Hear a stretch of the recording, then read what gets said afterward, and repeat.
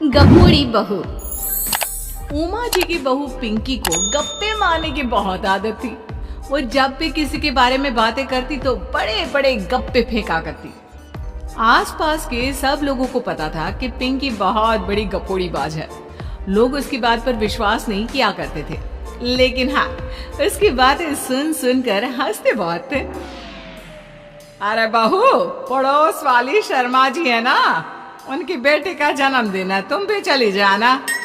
ठीक है मम्मी जी, ये तो बता दो गिफ्ट में लेकर क्या जाना है। अरे लेकर क्या जाना है, 250 का लिफाफा दे देना, बस काफी है। अरे मम्मी जी, अच्छा लगेगा क्या? पड़ोसी है हमारे, हमें कुछ बड़ा लेकर जाना चाहिए। अरे बहू, इतना काफी है। जानती हैं आप, मेरे मायके में जब पड़ोस में किसी की बर्थडे होती थी ना, तो मम्मी कुछ ना कुछ गोल्ड का ही देकर भेजती थी। पड़ोसी के बर्थडे में सोना?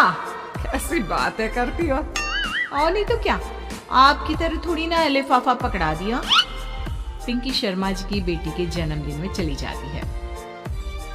अरे आज तो बड़ी सुंदर लग रही हो साड़ी में। जी मैं तो लहंगा पहनकर आने वाली थी, मम्मी जी नहीं मानी। अरे बेटा, बर्थडे पार्टी में तो साड़ी चल जाती है, मेरा मतलब कोई शादी थोड़ी ना है। कैसी बात कर रही हैं आप आंटी जी? मेरे मायके में तो छोटे छोटे फंक्शन भी हम लोग लहंगा बनवाते थे बुटीक से, डिजाइन करवाकर। चाहे पड़ोस में किसी का जन्मदिन हो, मेरी मम्मी हमेशा बुटीक से नया लहंगा डिजाइन करवाती थी। मैंने तो ऐसा कहीं नहीं देखा, ये तो तुमने आज बड़े कमाल की बात बताई। अरे जाने दीजिए, कोई बात नहीं। और बताइए, आपकी बेटी नजर नहीं आ रही? अरे भाभी, मैं यहाँ हूँ। ये देखिए मेरा ड्रेस कैसा लग रहा है। ठीक ही है, मतलब बर्थडे के हिसाब से थोड़ा हल्का है ना। अरे भाभी, इतना सुंदर गाउन पहना है मैंने।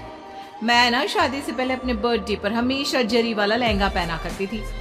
यही मैं तुम्हारी मम्मी को भी बता रही थी। इसके बाद केक काटने का प्रोग्राम शुरू होता है। सब लोग इकट्ठे हो जाते हैं। शर्मा जी की बेटी का केक देखकर पिंकी से रहा नहीं जाता। उसके अंदर का गपोड़ी बाज बाहर निकल कर आ जाता है। अरे इतना छोटा सा केक! अरे बेटा, मेहमानों के हिसाब से ही है, जितने लोग इतना बड़ा केक। आंटी जी, कम से कम 4 या 5 मंजिल वाला केक तो बनाना चाहिए था। आपकी बेटी का बर्थडे रोज रोज थोड़ी ना आता है। मेरे बर्थडे पर हमेशा पापा 4 केक बनवाते थे। सारे केक 4-4 मंजिल के होते थे। वहां पर सारे लोग उमा जी के मोहल्ले के ही थे और वो पिंकी के गप्पे मारने की आदत से अच्छी तरह वाकिफ थे, इसलिए सब लोग उसकी बात सुनकर हंसने लगे, लेकिन किसी ने पिंकी से कुछ नहीं कहा। एक दिन सुबह सुबह पिंकी ने अपनी सास से कहा, मम्मी जी, मेरे मम्मी पापा मुझसे मिलने के लिए यहाँ आ रहे हैं। अरे वाह, ये तो बहुत अच्छी बात है। उनके आने की तैयारी करो, अच्छा अच्छा खाना बनाओ। वैसे कब तक आएंगे? मम्मी जी फ्लाइट से आ रहे हैं, कल शाम को 4 बजे की फ्लाइट है। फ्लाइट? लेकिन बेटा, तेरा मायका तो यहाँ से 2 घंटे की दूरी पर है। तेरे मम्मी पापा फ्लाइट से कब से आने लगे? अरे मम्मी जी, आपको पता नहीं है, मेरे मम्मी पापा ना आधे घंटे की दूरी के लिए भी फ्लाइट का टिकट बुक करवाती है। अरे गप्पे थोड़े कम मारा करो बहू। कोई फ्लाइट से तब आएगा ना जब यहाँ पर एयरपोर्ट होगा। तुम्हारी मम्मी क्या उड़कर आएगी घर में? अरे हाँ मम्मी जी, मैं तो भूल ही गई थी। वो क्या ना, मेरे मम्मी पापा हमेशा फ्लाइट से ही ट्रैवल करते हैं, तो मेरे दिमाग से ही निकल गया था। अगले दिन पिंकी के मम्मी और पापा पिंकी से मिलने के लिए उसके घर आते हैं। आइए आइए जी, आपका बहुत बहुत स्वागत है।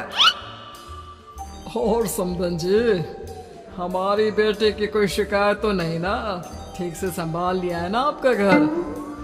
अरे मेरी बहू बहुत समझदार है, घर का काम बहुत अच्छे तरीके से करती है। बस थोड़ा ज्यादा बोलने की आदत है उसे, आपको परेशान करती होगी ना। बात तो आपकी सही है, उसकी थोड़ा ज्यादा नहीं बहुत ज्यादा बोलने की आदत है।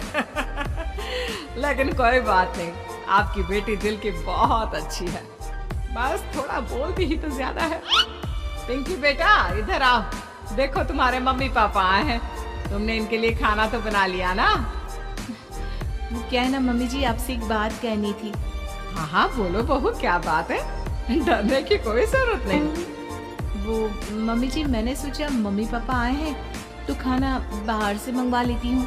अरे कोई बात नहीं बेटा, वैसे भी तुम किचन में काम करने लग जाती तो अपने मम्मी पापा से बात कब करती। बहुत अच्छा किया। अब तुम अपने मम्मी पापा के साथ बैठकर आराम से बात करो, मैं अंदर जाती हूँ। शाम का वक्त जैसे ही दरवाजे की घंटी बजी, 3-4 लोग हाथों में खाने के बहुत सारे पैकेट लेकर उमा जी के घर पहुंच गए। अरे भाई कौन है आप लोग, लगता है गलत पते पर आ गए। नहीं नहीं माँ जी, हम तो खाने का ऑर्डर डिलीवर करने आए हैं, यहीं से बुकिंग मिली थी। अरे नहीं नहीं, आपको कोई गलत फहमी हुई है। हमारे यहाँ तो 2 ही मेहमान आए हैं। आपके हाथ के पैकेट देखकर लगता है इसमें 50 लोगों का खाना है। माँ जी आपने सही समझा, खाना तो इसमें 50 लोगों का ही है, क्योंकि हमें ऑर्डर यहीं से 50 लोगों का मिला है। अरे लेकिन इतना सारा खाना, कहीं मेरी बहू ने अपनी गप मारने की आदत के चलते ऐसा तो नहीं कर दिया। ये खाना आप रख लीजिए और हमें हमारे पैसे दे दीजिए। अच्छा वैसे कितने का बिल बना है? ज्यादा नहीं, बस 10,000 दे दीजिए।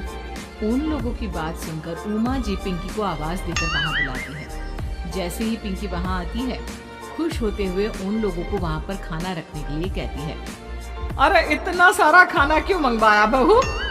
अरे मम्मी जी, मैंने आपको बताया तो था, मम्मी पापा आए हैं तो मैं खाना बाहर से मंगवा रही हूँ। ये बात सही है बेटा, लेकिन 2 लोगों के लिए 50 लोगों का खाना।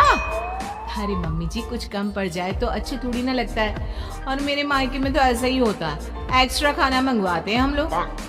तभी पिंकी के मम्मी और पापा वहाँ पर आते हैं।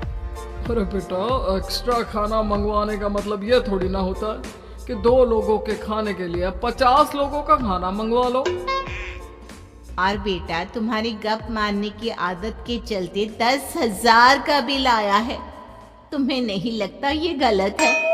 देखो बहू, बढ़ा चढ़ाकर बातें करना अपनी जगह, लेकिन इतनी बड़ी बड़ी फेंकना भी गलत है ना। पहली बात तो इतने सारे पैसे लगे, और दूसरी बात खाना वेस्ट होगा। आप लोग ठीक कहते हैं, मैं आज के बाद अपनी इस आदत को कंट्रोल करने की कोशिश करूंगी और अब से गप थोड़ी कम मारा करूंगी। पिंकी की बात सुनकर सब लोग हंसने लगे। उम्मीद है कि आपको हमारी ये कहानी पसंद आई होगी। कृपया हमारे चैनल को सब्सक्राइब करें और सभी अपडेट्स के लिए बेल आइकन जरूर क्लिक करें। और हाँ, वीडियो लाइक और शेयर करना मत भूलिएगा। Bye bye.